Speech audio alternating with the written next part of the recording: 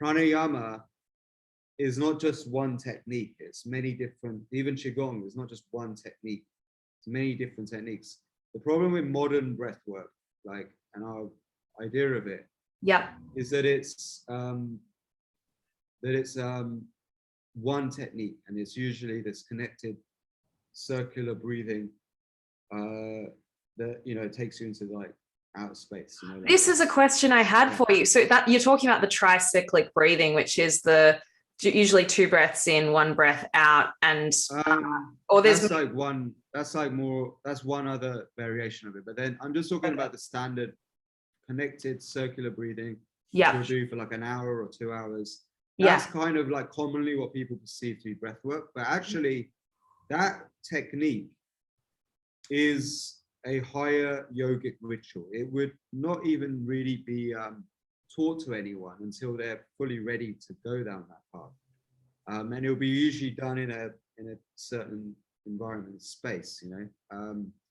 So the problem with that is that, you know, as I said, certain energy types, like the vata types, the more thin bones, skinny, you know, people who lose weight very easily, those sorts of types, they can actually get very ungrounded by very intense breath work, and it can make them more anxious, more frazzled, and can kind of actually be counterintuitive, right?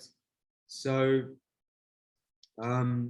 we don't focus on those crazy intense breathing techniques until people are ready to go there, and that's why we have a series of different techniques that builds up your nervous system, makes it strong enough to handle very intense breath work.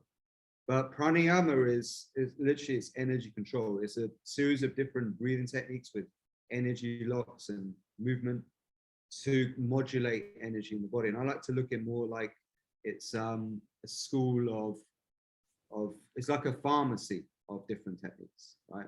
Because it affects your physiology very profoundly. And you can get different outcomes from different styles of the breathing or different techniques. Yeah. So I'm trying to call what we do more pranayama, because it's more linked to that. But, you know, now everything is called breathwork. But let's not get confused by breathwork, because like a very fast, intense breathing practice is not going to create the same effect as a slow, extended exhalation technique, right? I really appreciate you clarifying that, because one of my questions that's sort of arisen through kind of experiencing it myself and seeing other people teach it is this idea of, are we just kind of getting ourselves high on our breath? Yes. And is this necessarily what we want to do? Are we kind of almost in a sort of escapist thing that's similar to just smoking some weed to get high and not feel as much of what you're feeling? Yes, it can be, but it also can be very powerful for self-awareness, self-realization. And one of the benefits of these intense breathing practices is that it can release unresolved emotion from the body. And that's why it needs to be done with a lot of care. It's a very therapeutic practice when done in the right context. But also it can also trigger and re-traumatize people if it's not done right. So it needs a lot of like responsibility when doing it. But so there's that. You know, the preparation needs to be there. But also it can be used to get very high. You know, people use it, you know, to lose their minds and have these out-of-body experiences and divine connections, and which is all great. It's like why people do psychedelics and things like that. It's done that concept. So in the right context, it can be very, very profound. But just done like without the right responsibility can cause actual harm to the nervous system. You can actually mess up the nervous system. Yeah. Right? And see, there is some science emerging now that short periods of intense breathing where you raise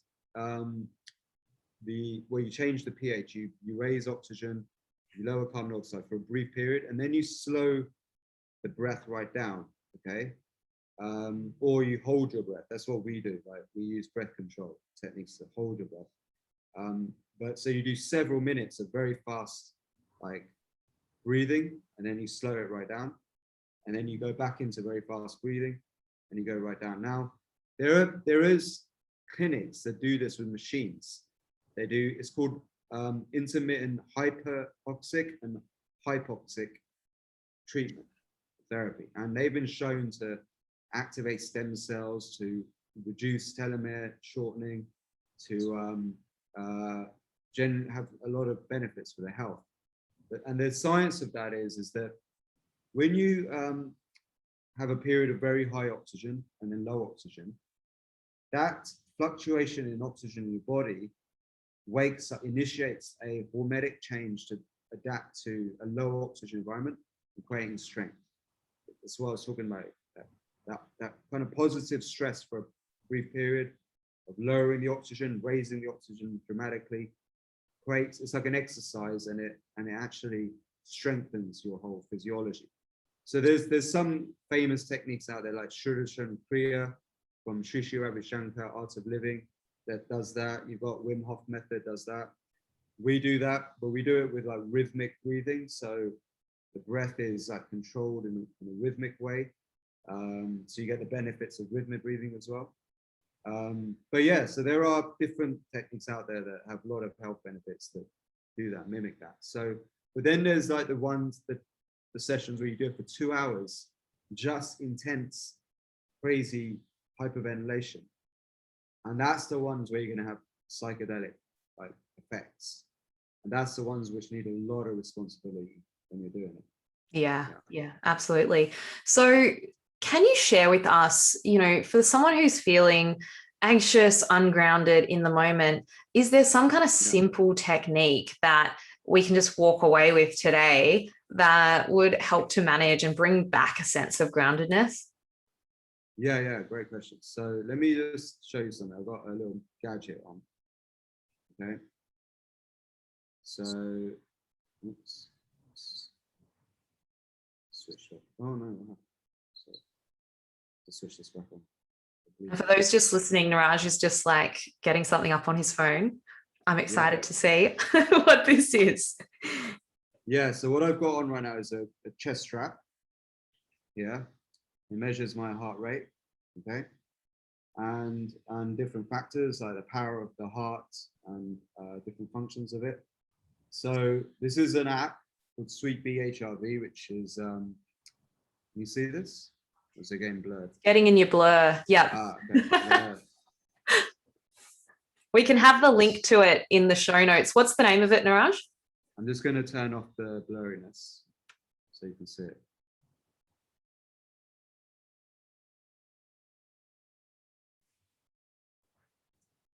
Okay, you can see this value. Yes, stress monitor. Okay. So it's just coming. So let's just start it. Listening for heartbeat. There we go. Let's see if I can.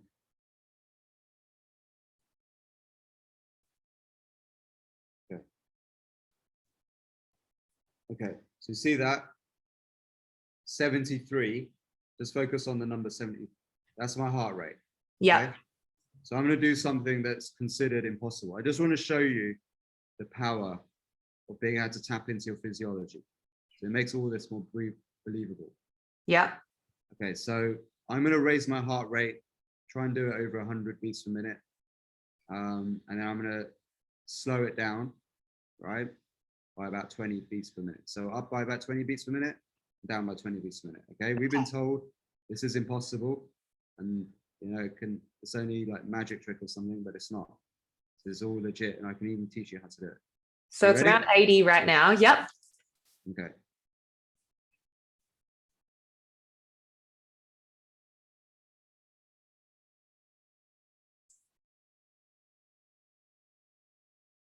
It's going up. It's up at 90. And Niraj is sitting very still.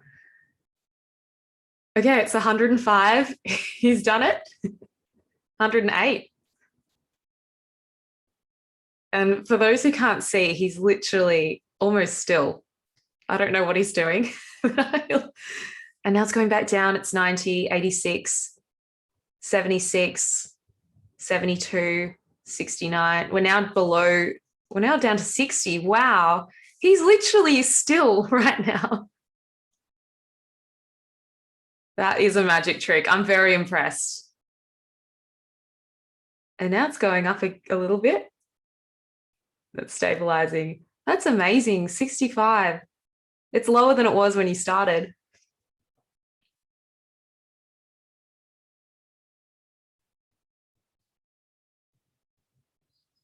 There you go, you get the idea.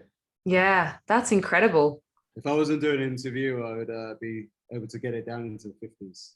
Yeah, but you're on. You're on show right now. Yeah. You get the idea. Yeah.